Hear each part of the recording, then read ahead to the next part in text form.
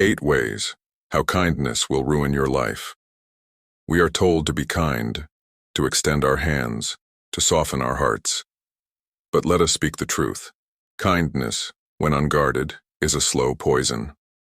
A man who is kind without wisdom is a man who hands his enemies the blade with which they will cut him down. Seneca warned us. A gift consists not in what is done or given, but in the intention of the giver. And so we ask, is our kindness a virtue, or is it a disease? Are we offering kindness because we are strong or because we fear confrontation? Because we are in control, or because we seek approval? This is how kindness will ruin your life. Unless you temper it with reason, unless you wield it as a weapon, not a weakness. 1. You will be exploited. There was a man who gave everything, his time, his love, his energy. When people asked for help, he never refused. When they needed a favor, he bent over backward. And yet, when the day came that he had nothing left to give, where were they? Gone. Marcus Aurelius told us, the best revenge is to be unlike him who performed the injury. Understand this. People do not value what is given freely. The world does not respect the endlessly kind.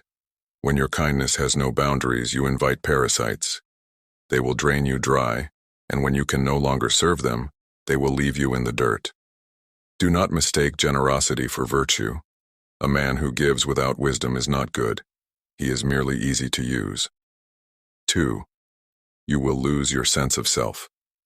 A river without banks spills over, losing its course, drowning everything in its path. So too does the man who lacks discipline in his kindness. He becomes whatever others need him to be. He loses himself in the service of others, mistaking their happiness for his purpose. Epictetus warned us, if you want to improve, be content to be thought foolish and stupid. If you live to please, you will die empty.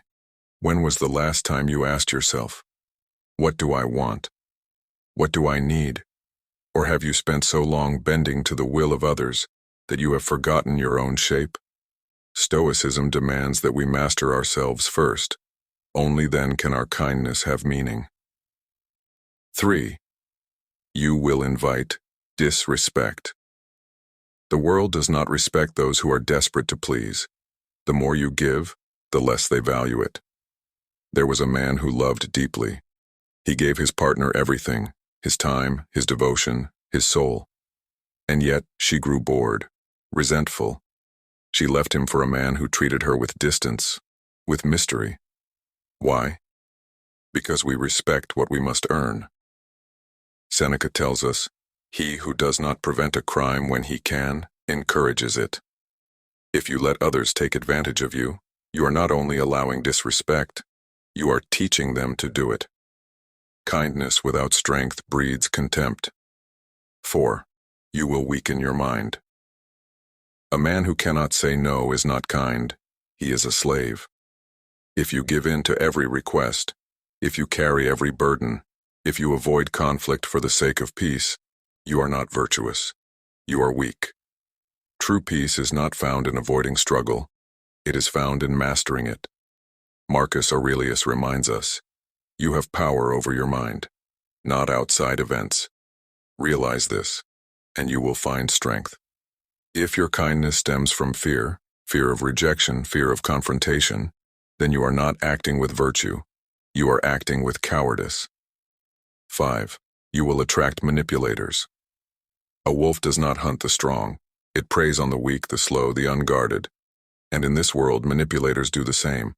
A kind heart without a strong mind is a beacon for the cunning.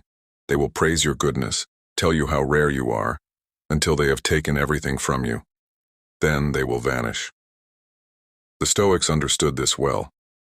Epictetus tells us, it's not what happens to you, but how you react to it that matters.